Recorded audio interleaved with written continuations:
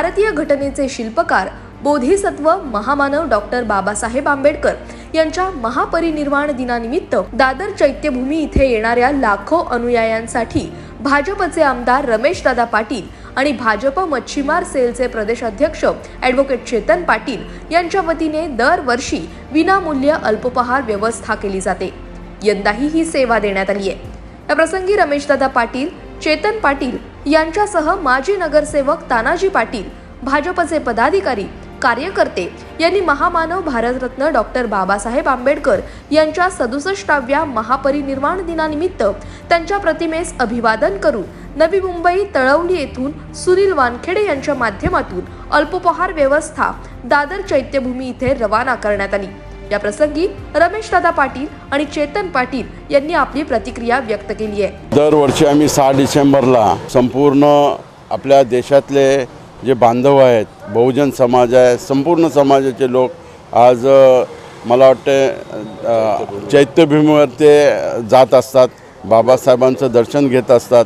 ज्यांनी भारताची घटना लिहिलेली आहे असे डॉक्टर बाबासाहेब आंबेडकर, ज्यांनी सर्व समाजाला न्याय दिलेला आहे, सर्व समाजासाठी चांगली घटना लिहून आपल्या देशाचं त्यांनी स्वतंत्र अबाधित ठेवलेलं आहे आणि सर्व जनता त्याच्यासाठी आज सर्व जाऊन त्यांचं दर्शन घेत असतात। हीच खरी त्यांना आजच्या निमित्ताने श्रद्धांजली राहील। भारतरत्न डॉक्टर बाबासाहेब आंबेडकर यांच्या महापरिनिर्वाण दिनानिमित्त आमदार रमेशदादा पाटील, कोळी महासंघाचे राष्ट्रीय अध्यक्ष यांच्या वतीने चैत्यभूमीवर येणाऱ्या सर्व अनुयायींसाठी आपण तिथे पाणी, बिस्किटांची सोय, अन्नदान वाटप, केळी, फळं असं दरवर्षी आपण आमचे वानखडे सर आहेत, मागासवर्गीय शिक्षक संघटनेचे, त्यांच्या माध्यमातून गेल्या अनेक वर्षांपासून आपण चैत्यभूमीवरती सेवा करतो।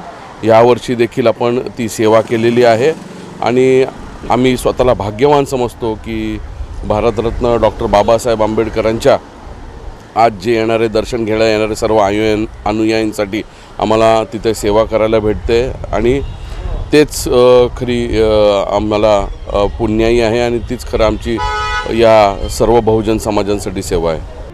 Bureau report, Navi Mumbai network.